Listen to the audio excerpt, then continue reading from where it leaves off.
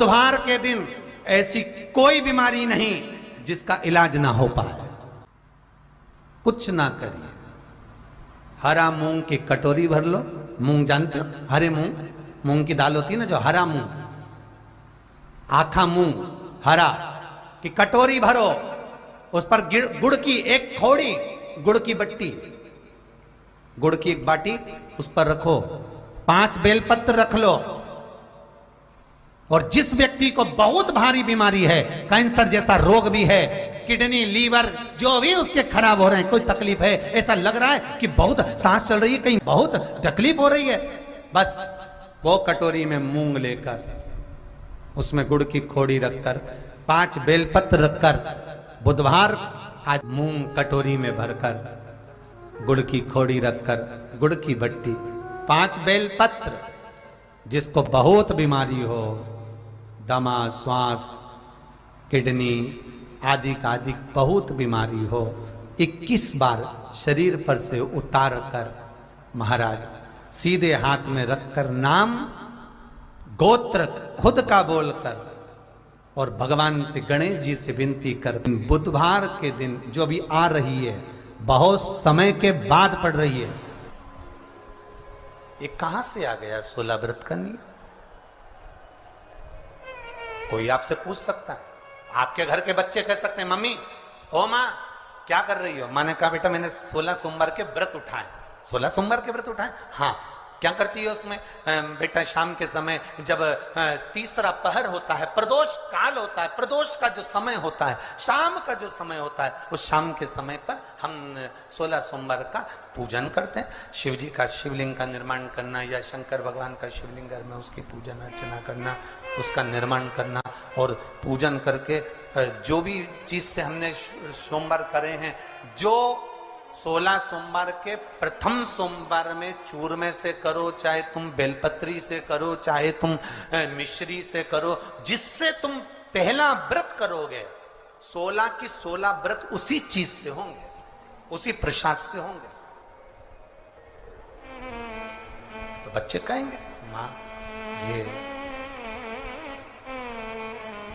16 व्रत का विधान कहां से आया, 16 व्रत का नियम कहां से आया? आपके बच्चे पूछ सकते हैं, आपसे पूछेंगे, आपके बच्चे आपसे पूछेंगे कि ये 16 व्रत का विधान कहां से आया, 16 व्रत का नियम कहां से? तब आपको बताना है। अवंतिकापुरी उज्जैनी में एक कन्या रहती थी जिसका नाम सुगंधा था। बड़े ध्यान से सुनना, 16 सोमवार के व्रत तो आपने बहुत करे हैं, पर 16 सोमवार में 16 सोमवार का नियम कहां से आया? 15 नहीं, 14 नहीं, 5 नहीं, 6 नहीं, 7 नहीं, 21 नहीं, 20 नहीं, 16 का नियम कहां से आया? वो 16 के नियम को जाने। और यहीं से 16 सोमवार व्रत की प्रारंभता है, इस कथा की प्रारंभता। और जिन जिन को स्मरण में ना हो, मेरी माताओं से निवेदन है, जिनको नहीं मालूम है कि 16 सोमवार के 16 व्रत का विधान कहां से आया, उनको आप सुना सकते हो, आप उनको बता सकते हो।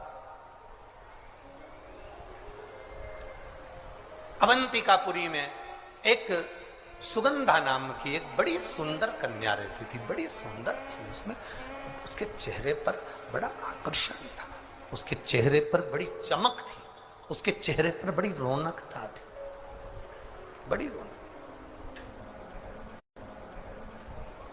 अब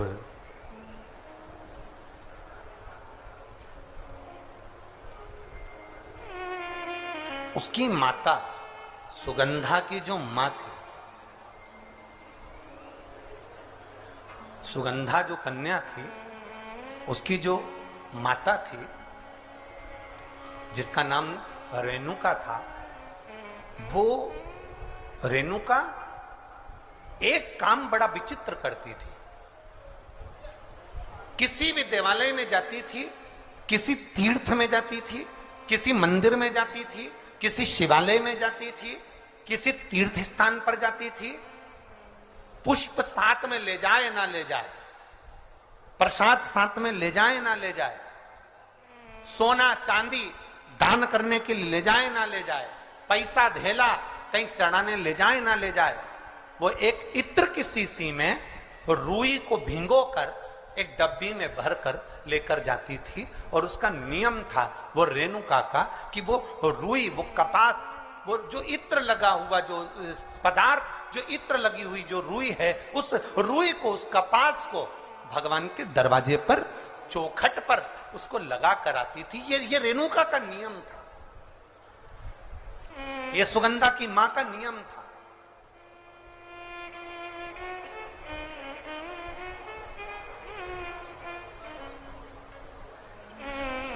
एक नियम हमारी जिंदगी में हम जो लेते हैं, वो नियम हमारे लिए सिद्धता देता है। आप में से कई माताएं ऐसी बैठी होंगी जिन्होंने नियम लिया होगा कि मैं शिव जी के मंदिर में जब भी जाऊंगी, मैं देवाधिदेव महादेव के मंदिर में जब भी जाऊंगी, मैं शंकर भगवान के मंदिर में जब भी पहुंचूंगी तो वहां झाड़ू लगा दूंगी, मां पोछा लगा दूंगी। बैठी हैं ऐसी माताएं यहाँ पर जो मंदिर में जाकर कभी झाड़ू पोछा लगा देती हो, है? तो आप जाकर शिव के मंदिर में बुआरी लगा रहे हो, झाड़ू लगा रहे हो, पोछा लगा रहे हो, या जो बहुत सारे दिए लोग लगाकर चले जाते हैं, जलाकर चले जाते हैं, दिए ठंडे हो जाते हैं, उन दियों को भरकर एक डलिया में, एक खोखे में, एक जगह पर ले जाकर आप रख देते हो, उसका पुण्य कितना है? शिव महापुराण की कथा करी, कितना पुण्य।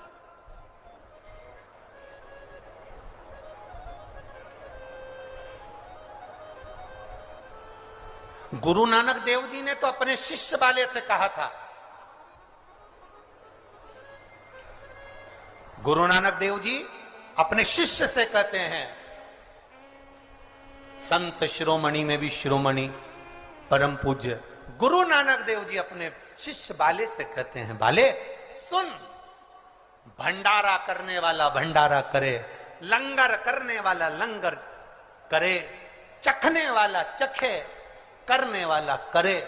अगर भूलवश भी बाले, अगर कोई भूलवश भी उस लंगर के स्थान पर से मात्र एक गीला कपड़ा कर कर, एक पोछा कर कर, एक बुआरी सवारनी कर कर अगर निकल भी जाता है तो वो अपनी जिंदगी के कई दुखों को समाप्त कर जाता है। गुरु नानक देव जी कह रहे हैं बाले से।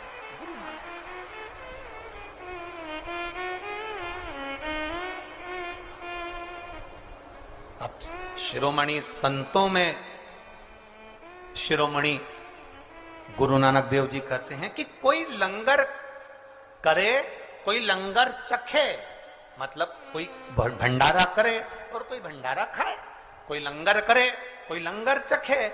अगर वो चखने वाला भी उठकर चले गया और वहां पर से आप अगर निकल कर जा रहे हो और आपने अगर मात्र वहां सवारनी से आपने मात्र झाड़ू भी लगा दी, पोछा भी लगा दिया, उसको कहीं ना कहीं किसी ना किसी रूप में आपने सेवा कर दी, तो उस सेवा का फल क्या है? तो गुरु नानक देव जी कहते हैं उसका फल यह है कि आपकी जिंदगी में जितने जितने दुख, जितनी जितनी तकलीफें, आपकी जिंदगी में जितना जितना कष्ट, आपके जीवन में जितना जितना रोग, जितनी जितनी तकलीफें आपके जीवन में आ रही होती हैं, वो सारी की सारी तकलीफें अपने आप समाप्त होती चली जाती है, अपने आप समाप्त।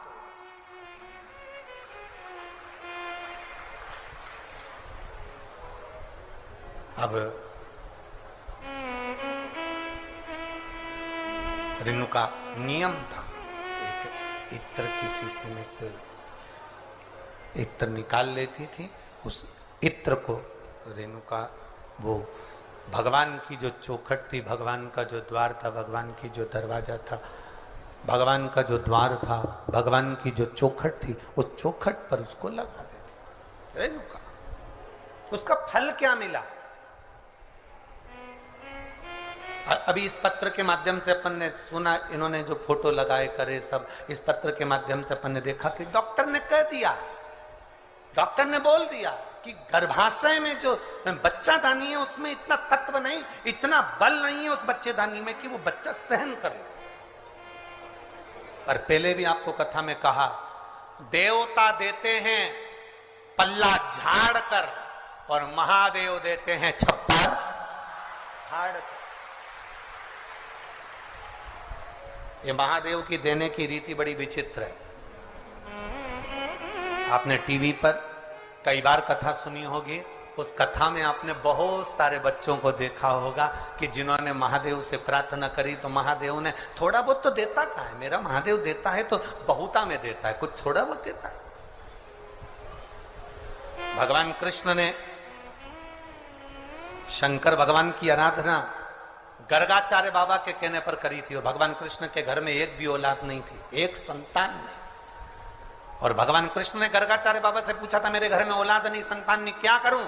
शंकर भगवान की आराधना करो, एक एक रानी के साथ बैठकर 11-11 दिन तक शिव जी की भक्ति करो। भगवान कृष्ण ने 11-11 दिन तक एक एक रानी के साथ बैठकर भगवान शंकर की आराधना करी। आखिरी में देवादिदेव महादेव प्रसन्न होकर वर दे दिए।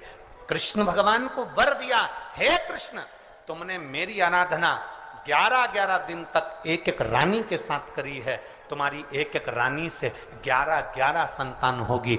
10 छोरा 1 छोरी भगवान कृष्ण के यहाँ एक एक रानी से हुए। 1,77,186 बच्चे भगवान कृष्ण के घर में शिव जी की कृपा से।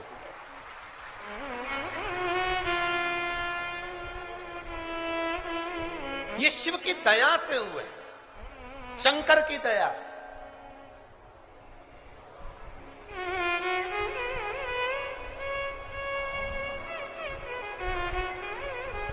पर आज के जमाने के लोगों को तो धन्यवाद देना भी नहीं आता। धन्यवाद तो जाने दो, बधाई देना भी नहीं आती। फेसबुक पर ऐसी बधाई देते हैं कि उसको देखकर अपने को शर्म आ जाती। एक व्यक्ति की यहां पर बच्चा हुआ और उसने फेसबुक पे बधाई लिखी, मेरे मित्रों को बहुत बहुत साधुवाद।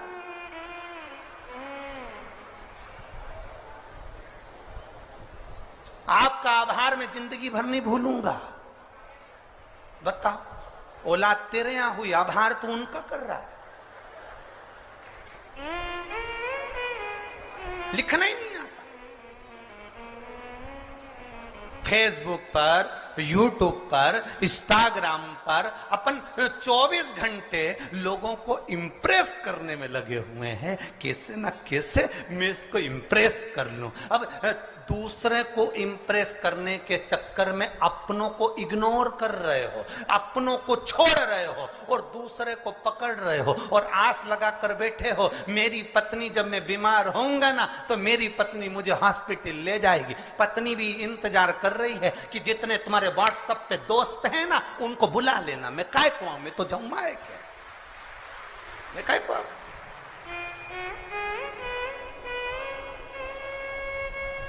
5,000 लोग मेरे से इंस्टाग्राम पर जुड़े हैं, 5,000 लोग मेरे से फेसबुक पर, 8,000 मेरे यूट्यूब पर। इतने मेरे लोग, मेरे दोस्त मुझसे जुड़े हुए हैं। एक बार मोबाइल पे लिख के डाल दे, मेरी आर्थिक स्थिति बड़ी कमजोर हो गई है, केवल मुझे 3 लाख रुपए की जरूरत है। जितने जुड़े हैं सब लेफ्ट, सब लेफ्ट।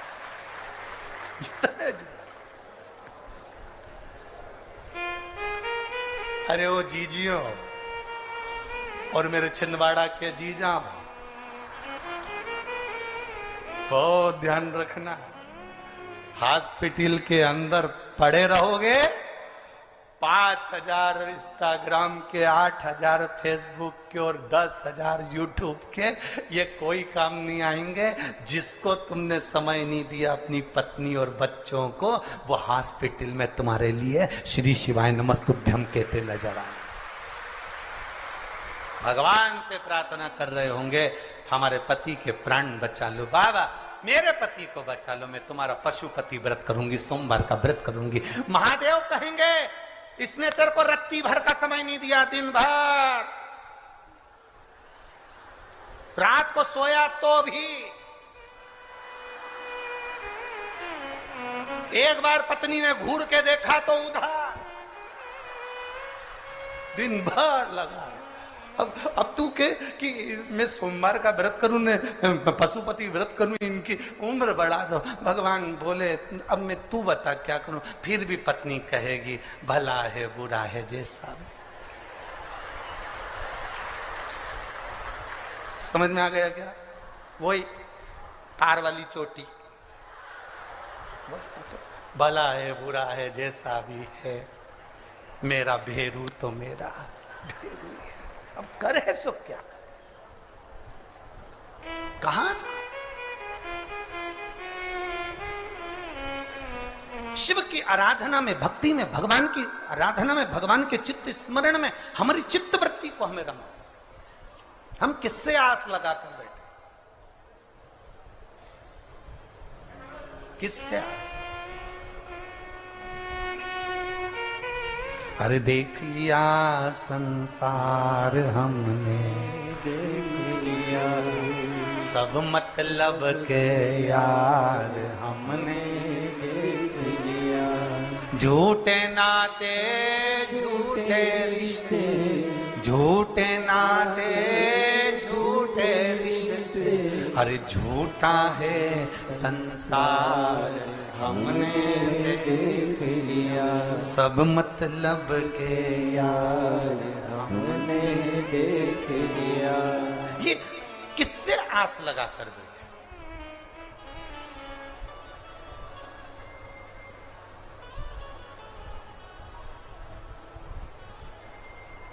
पर छिंदवाड़ा छिंदवाड़ा है। कल हमने बहुत सुंदर एक नजारा देखा है।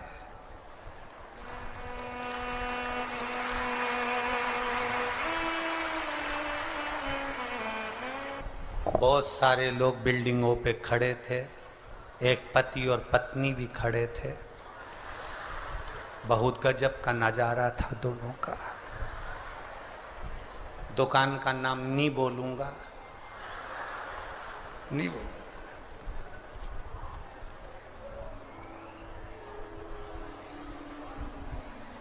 पति नीचे खड़ा था, पत्नी एक वो बाउंड्री पर पति के बाल पकड़ के खड़ी थी।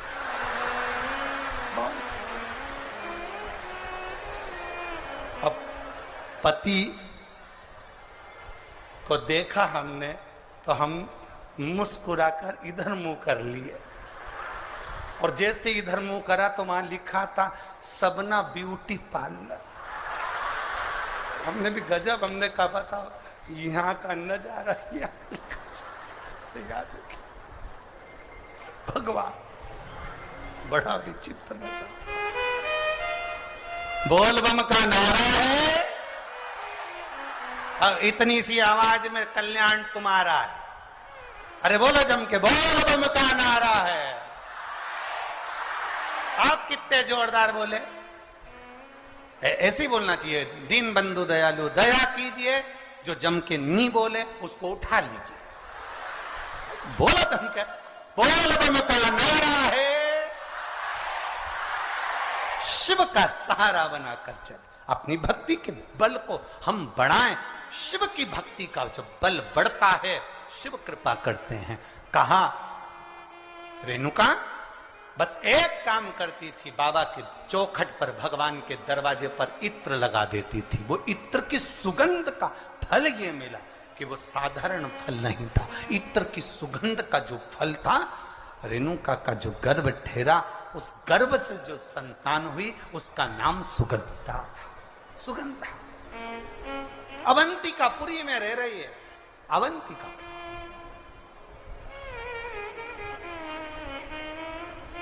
और अवंतिकापुरी में सुगंधा रह रही है। उसके शरीर की गंध, क्योंकि इत्र बाबा को, भगवान को इत्र का समर्पण किया, उसका फल तो मिलता है। उसका फल कभी समाप्त नहीं होता। हमारा निवेदन है, शिवजी के मंदिर में अगर आप एक लोटा जल समर्पित कर रहे हो, शंकर जी के मंदिर में आप अगर एक लोटा जल लेकर जा रहे हो, शंकर जी के मंदिर में अगर एक लोटा जल समर्पित कर रहे हो, आपके घर के पास में जो शिवालय हैं वहां जाकर अगर आप एक बेलपत्री समर्पित कर रहे हो, वहां पहुंचकर आप मंदिर की सफाई कर रहे हो, वहां पहुंचकर आप भगवान की भक्ति कर रहे हो, श्री शिवाय नमस्तुभ्यम बोल रहे हो, ओम नमः शिवाय